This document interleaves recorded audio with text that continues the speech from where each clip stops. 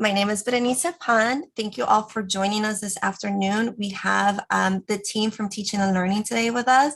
They're going to be talking to us about the Skyline University curriculum. So I'm actually there's a good group of them with us today. They're going to share their expertise. So I'm going to head over to ask some of them to start introducing themselves so that we know who's going to be chatting with us and sharing their expertise with us. So team, I don't know who wants to go first.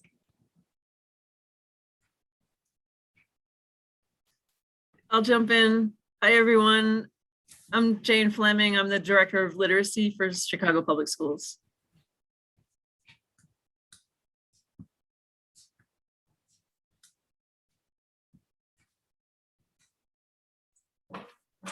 Hi, everyone. My name is Helena Swanson-Nystrom. I'm the Executive Director of the Department of Curriculum. Thanks so much for joining us. Good afternoon, everyone. I'm Kelly Easterly, the Executive Director of the CPS STEM office, which has both science and math departments. Hello, everyone. I can't seem to start my video, so you can't see me, but my name is Heather Ramanthizen. I'm the Executive Director of Social Science and Civic Engagement. Really excited to be with you today. Fantastic. And I think that's everybody that's in the team. Thank you guys so much for joining us and supporting this presentation today. Wondering if one of you want to share your screen with the presentation, or would you like us to share our screen? Denise, I'm going to try to share my screen right now. 1 second. Perfect.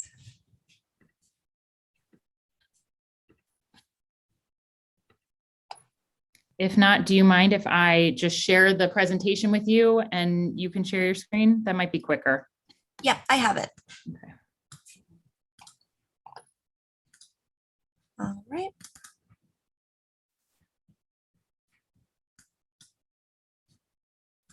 Perfect. Let me share my screen one more time.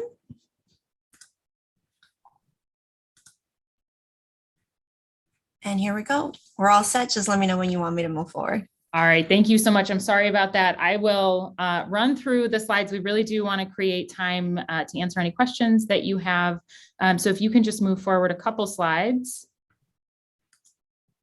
Perfect. So the purpose of this presentation today is to talk about Skyline, which is the district's new standards-based culturally responsive curriculum. It was developed for our pre-K through 12th grade students.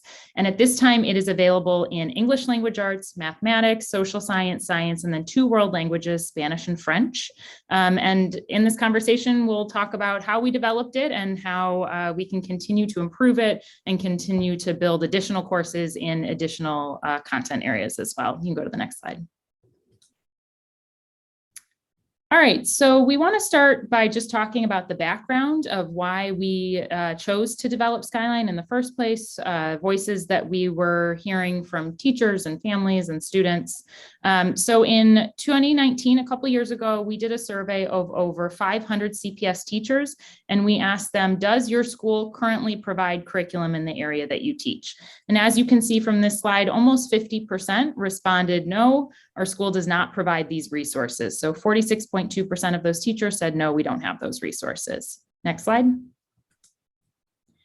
And in that same survey, we asked, okay, you don't have them. Are you spending a lot of time creating them? And as you can see here, yep, teachers across the city are spending many, many hours each week pulling together those resources.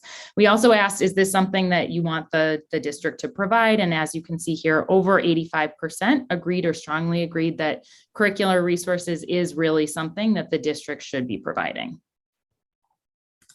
Oops, sorry.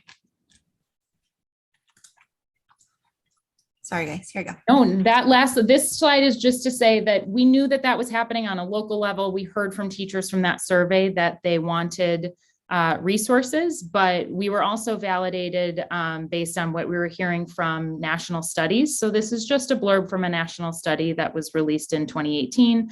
By a group called TNTP, and it just shows us that one of the most important things that a school district like Chicago can be doing to close the opportunity gap, to make sure that we're really supporting our students, is to be providing our teachers and our students with grade appropriate assignments. So it wasn't just something that we were hearing from teachers on the ground in Chicago, it was something that national researchers across the country are saying as well. All right, so I want to talk a little bit about what we mean when we say curriculum. You can go to the next slide. Perfect. So Skyline, when we talk about Skyline as a curriculum, we mean that there are fully articulated courses in the following content areas. So K-12 English language arts, we have mathematics, we have science, social science, world languages Spanish, and world languages French. We also have pre-K lessons that are available, Skyline lessons that are available in all 6 of those content areas that we just mentioned. Those are really designed to supplement and support creative curriculum, which is the district's universal pre-K curriculum. So we didn't want to replace it, we just want to support it.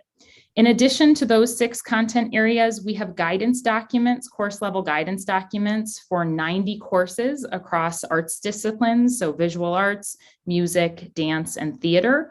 And we plan to build out those courses going forward. So similar to the 6 content areas above, there will be arts courses as well.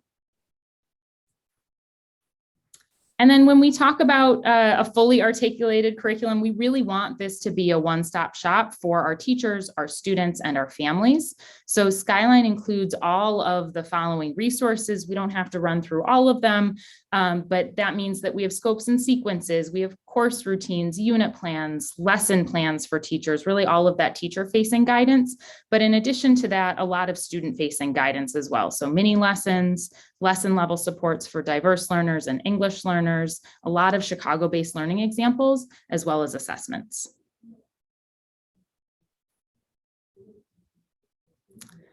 And I just want to mention, we really could not have built Skyline, and we won't be able to improve Skyline without teachers playing a very, very important role. So over 300 teachers participated in the development of Skyline over the past couple of years. They reviewed draft units and they provided their feedback. And we really, really wanted to make sure that we're incorporating teacher voice in Skyline. All right, I want to give an example of what Skyline actually looks like. So I'm going to use the example of ELA. So for ELA, we started with the actual text that the curriculum is built around, those actual books. So teachers from across the city worked to identify contemporary and culturally responsive texts that serve as the base of the curriculum. So the texts that you see on your screen here are just some examples of those anchor texts. Dr. Fleming from the Department of Literacy can certainly answer more questions about how her team worked with teachers across the city and some of the texts that the curriculum is built around. So the next thing that we did is we built robust teacher guidance documents. We really want to support teachers' instructional decisions when they're looking broadly at a course, more narrowly at a unit, more narrowly at a lesson, or even at a particular activity, really at the point of instruction. So an example of this is on the right. You can actually see guidance for supporting English learners. This is built into all of our courses for our teachers. It's just the table to the right there. You can go to the next slide. And then in addition to teacher-facing materials, Skyline also includes robust and really interactive student-facing materials. So those materials are organized in what we call a playlist. And this snapshot right here is just an example of the playlist. So you can see what a student would be seeing on the top. And then at the bottom, that ribbon there just shows what a student is clicking through as they're following along on a lesson, or maybe what a teacher is just projecting on a screen as they're leading the lesson. You can go to the next slide.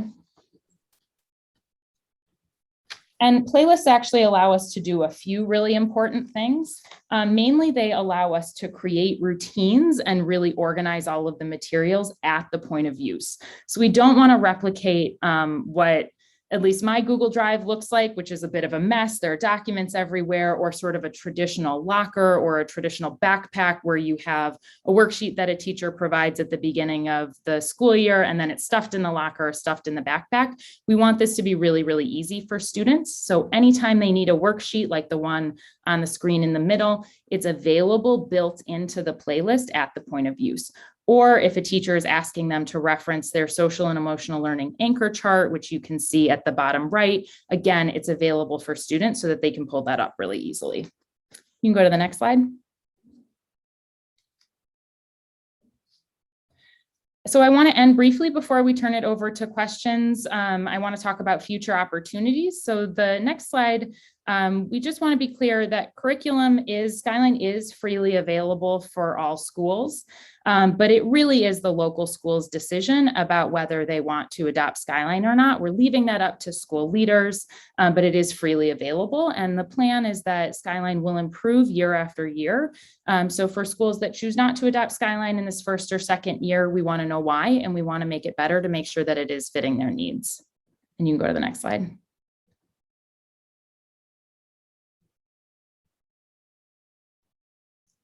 Wonderful. And this last slide just shows all of the conversations that we have had with people around the city as we've built Skyline. So again, all of those teachers, over 300 CPS teachers, we've met with network chiefs, we've met with principals, we've done a lot of focus groups, and we've talked to working with Heather and her team. We've met with the Student Advisory Council a number of times to get their feedback, but we know that's certainly not enough. We want to talk to additional teachers, additional students, families such as yourself, community members, stakeholders, to figure out what's working well for you in terms of Skyline and what we can improve. So with that, I will turn it over to questions.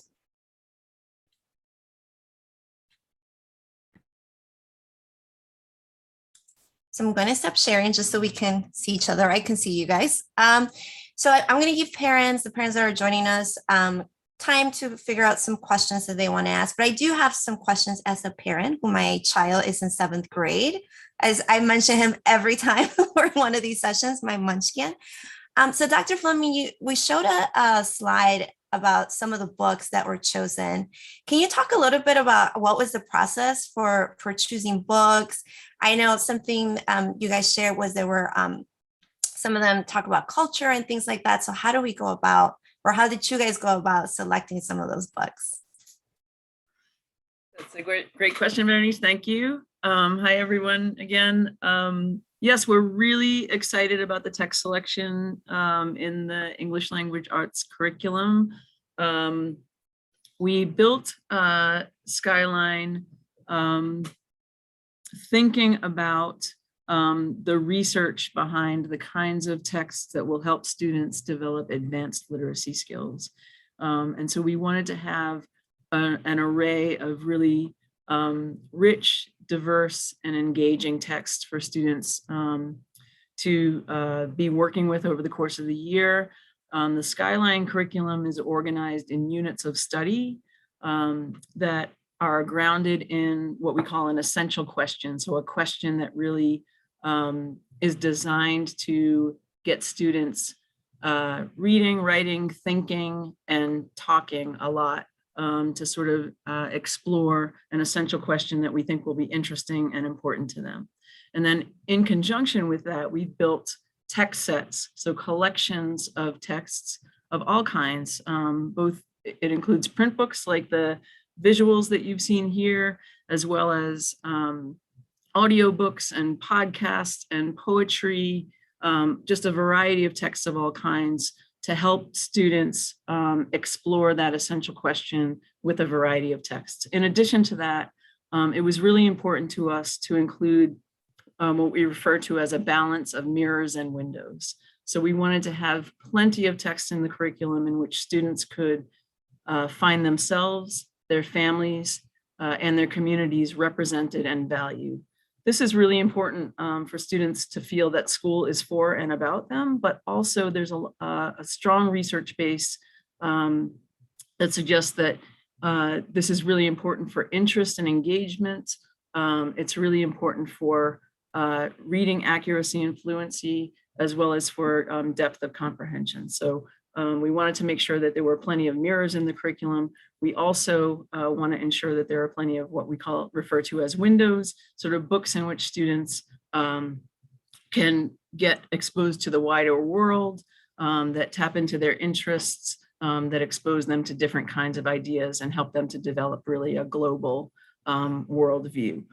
So the curriculum, the texts in the ELA curriculum are really capitalizing on that idea of a balance of mirrors and windows, but really providing also students access to grade level texts of a variety of kinds that help get them really grappling with rigorous content and engaged in grappling with issues that are important to them. Thank you for that answer, Dr. That's really important. And I'm glad you brought that up with the mirrors and windows. I think we've spoke about it in another session with you before. So I'm really glad that, when we talk to parents and they see that it wasn't happening, you guys are bringing it. And now our kiddos can definitely see themselves and what they're learning in the classroom. So thank you for that. One other question. I know we have the STEM expert with us today. So I want to ask a little bit about, I know we have now this universal curriculum for STEM. Can schools who don't have a STEM program utilize this, right? So if my kids' schools don't have a STEM program, but the math teacher or the science teacher, are they able to take some of these lessons and put them into play in the classroom?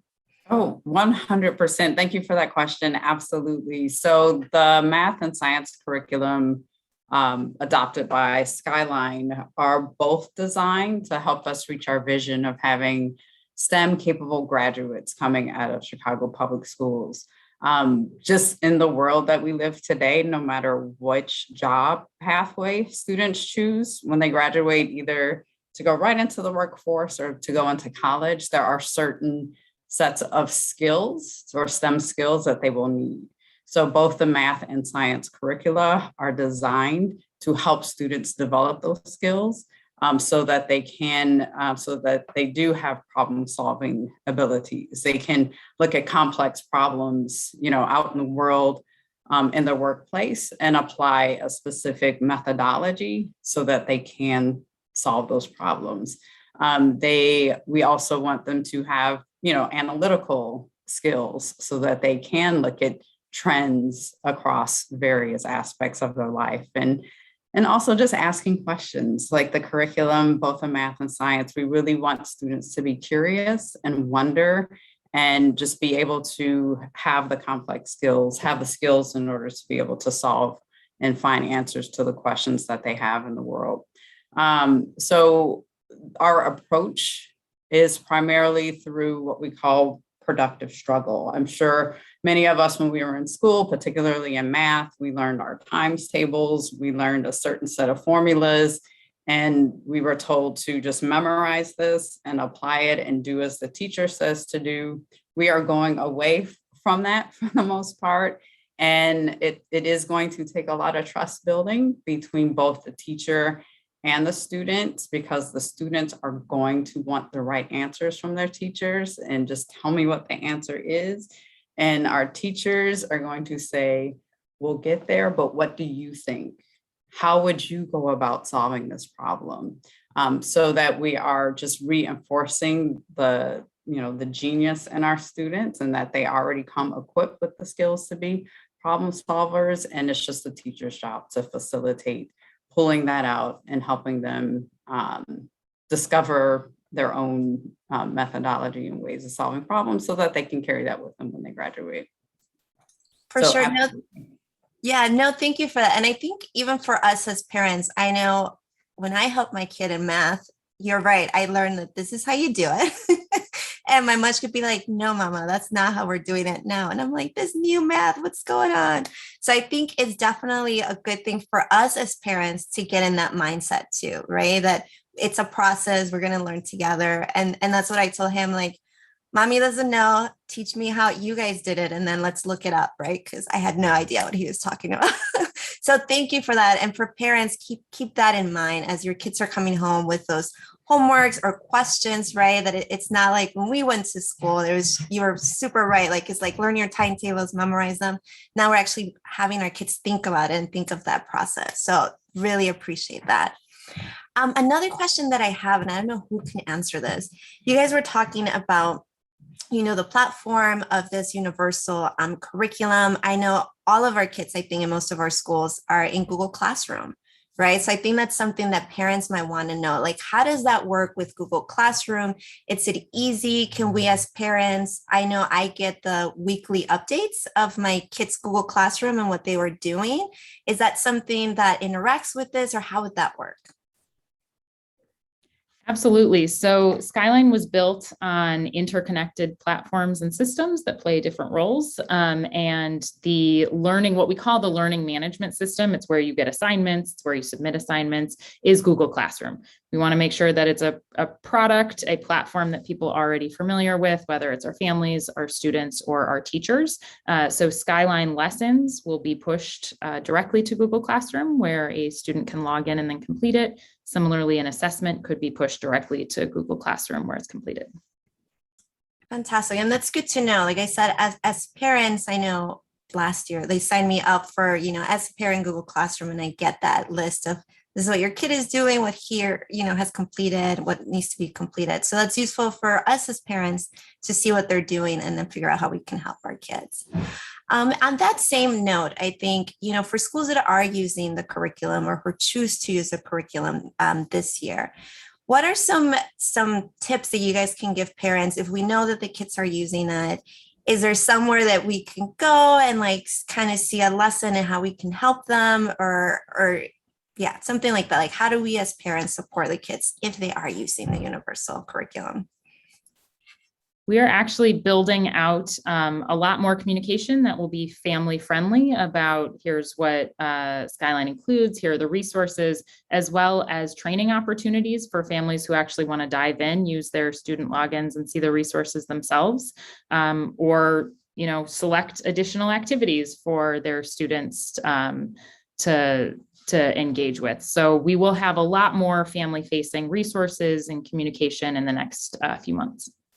Great. No, and this is good to know. I know some schools have, additional resources like iExcel, and there's some, other stuff. So this would kind of support that, right? Like where they can do the lessons once you guys put it together and go with their kids and have it. So that's awesome. For some of the schools who don't have iExcel or who don't have all these additional resources, this is definitely something great to have at hand. So thank you for that answer. I don't know if there's any parents who have any questions. I'll give you a few more minutes and I'll keep asking as a parent myself of a Chicago Public School student, but I want to give parents a chance. I know we have a few folks on hand. One other thing I know you mentioned was right now the universal curriculum is in English and only English, correct? So can you talk a little bit about what we're doing at CPS to try to engage those bilingual students who either speak Spanish or might speak another language in our district? Absolutely. So Skyline was intentionally developed to give teachers resources to support our English learners. So on that slide, there was an example of the recommendations that we have for teachers as they're thinking through how to support their English learners, students. We also have what we call mini lessons. So those are shorter lessons where a teacher can assign an activity to a student. And those mini lessons were built, a third of them support students who need an opportunity to be challenged, a third support students who need an opportunity to review that particular lesson, and then a third support students who are English language learners. So those are two ways that we intentionally built Skyline to support many students across the city. In terms of the Spanish translations, right now, the K-10 social science courses are fully translated to Spanish, and the K-8 science courses are fully translated to Spanish. We are committed to getting the math courses translated to Spanish in the coming years, but in terms of the ELA, we actually very intentionally did not translate those resources to Spanish, but what we are doing is planning to build actual Spanish language arts courses going forward. Jane can speak to that. Her team has been huge advocates for ensuring that the district is doing that. Yeah, I'll just add briefly, Helena, thanks for that nod. Yes, CPS is really committed to dual language development and ensuring that students have opportunities to develop as both bilingual and biliterate, so that they can read and write as well as speak in more than one language. And so this is part of that commitment and effort that we are in the process of building a Spanish language arts curriculum to complement the English language arts curriculum. And it will be designed around many of the same principles, but will be designed specifically to support students in developing Spanish language arts. So we're really excited about that. And you'll see more to come of that in the coming year. Awesome, fantastic. I know, our district has tons of kids, not only who speak Spanish, but other language. So this is amazing that you guys are doing the work to make sure that all of our kids have access to this. So appreciate that. The other question that I have for you guys would be, you mentioned like schools have the option to use it, right? Or to use what they're using at the moment. If a parent is interested in finding out more about the universal curriculum because they want to talk to their principal, or they want to talk to the LSC, right? Like, where would they go to find information online? Is there any place where they can go? Yes, we recommend that everybody visit the website cps.edu/Skyline, and I can put that in the chat for everybody. They can go there and learn more about the curriculum. Fantastic, because I know some parents had questions before when you guys announced it, like, what is it? How do we use it? How do we get it? Is it free for our school, right? They had a lot of questions.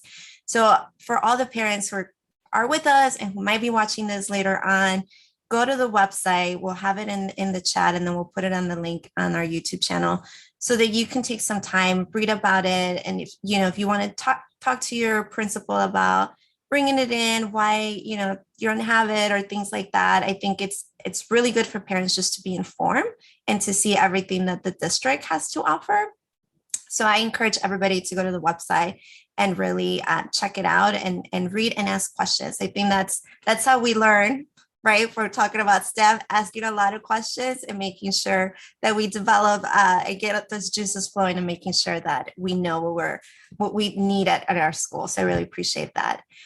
Some of the last questions, I see parents are not having questions, or maybe I'm talking too much. So parents, please type some questions if you have any. But as we wrap up, because I see that they are not typing any questions, from each of you guys, if I can go through each of you guys and really, what are some of the key takeaways I think that you want parents to understand from this universal curriculum?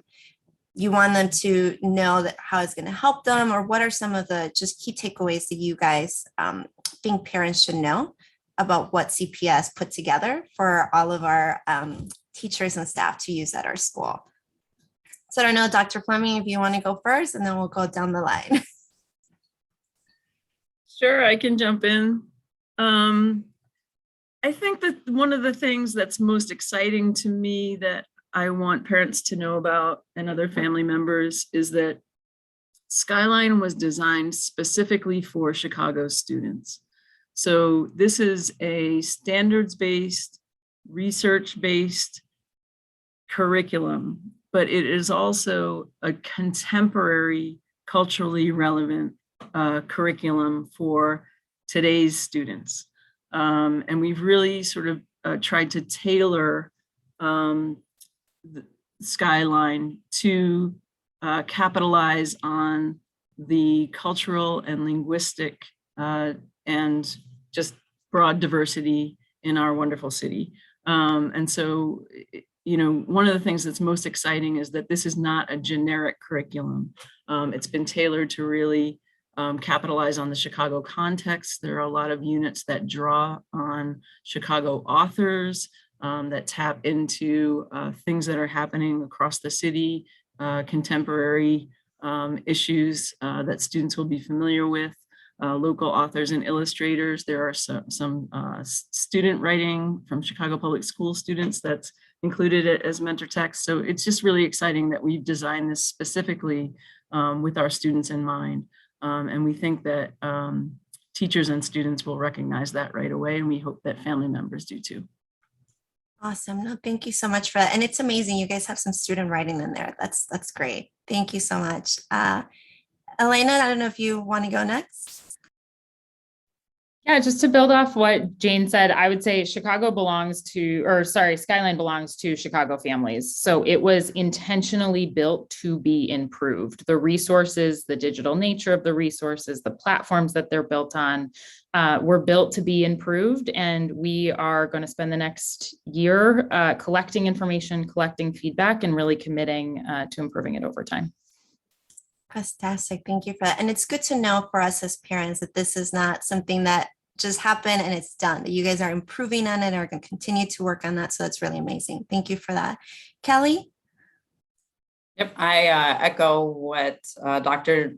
Fleming just shared in terms of the focus on student identity and the Chicago basis of the curriculum. For instance, middle grades math, there's a unit of study on statistics, and students look at the historical changes in ethnic populations across the city, and they use that data in order to build their understanding of like graphs and statistical analysis. And in high school science, for instance, the genetics unit is steeped in the phenomena of sickle cell anemia, which most heavily impacts African-American communities. So it is very, the curriculum is intentional and purposefully built so that students are using their math and their science in the context of their lives.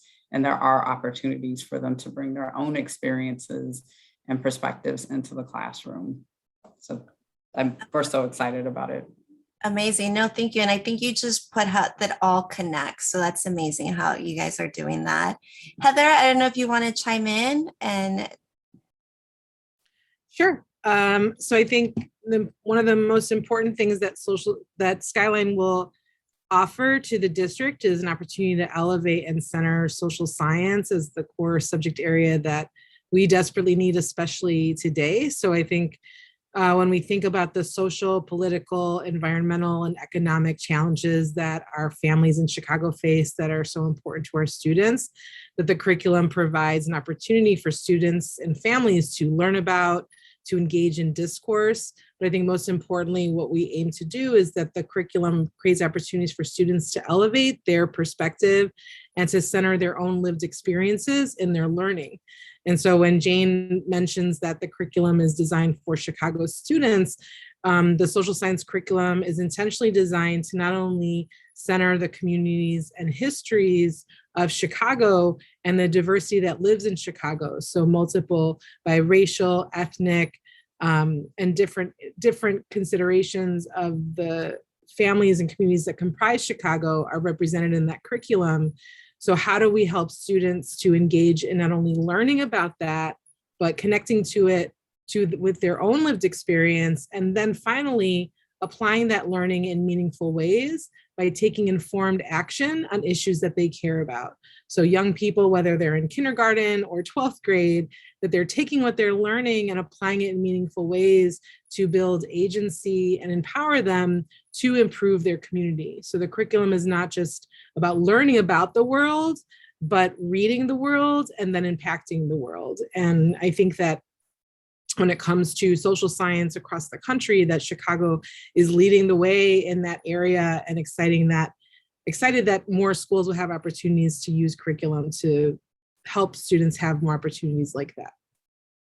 Yeah, no, thank you and that's amazing. I think just like you said, back in the day, we would just learn, right, about our history. And now you guys are making it part of learning not only the history of like the country and the time, but like putting ourselves in what's happening, right? And then trying to make a change or finding something that we're interested in. And I think that really, for a lot of our kids, that's going to have a huge impact where they're like, I can make a change. So that's definitely amazing. And families, you can get involved in that too. When your kiddos come home and say, I want to do this, right? I want to sell lemonade to raise funds for whatever. And this is why we're doing it, right? Like, I think that's such a great way for families to get involved and learn together and find that learning experience and put everything together. We're talking about the reading, the social science, the STEM, and thinking out of the box. That's really amazing. So thank you guys for that. And I think to close it up, just for parents who are with us and parents who are going to watch this later, go to the website, find out a little bit more about what we're talking about. And then just, I think as a CPS parent and as an employee, I think this is like an amazing thing that we're doing for our kids, that we're really looking at our families and their uniqueness, right? And bringing that into the learning within the classroom. I think that that's amazing. I can tell you growing up, right? Like I wouldn't see kids like me, to your point at Dr. Fleming, right? Those mirrors and windows. And now our kids are going to be able to see it, right? Whatever, however you look like, however you identify yourself with, like you will be able to see yourself in that curriculum. So I think that's really amazing. So thank you guys. I think we're going to close it up. I want to thank all the parents that stuck with us and learning a little bit about this amazing curriculum the CPS made available to all of our kiddos in all of our schools. Thank you guys, Dr. Chavarria's team, for coming on board, teaching us a little bit of all the hard work that you guys are doing to make this happen and make it available for our families. So I really appreciate your time. Thank you all for being here, and have a good night. Thanks, everybody. Bye-bye.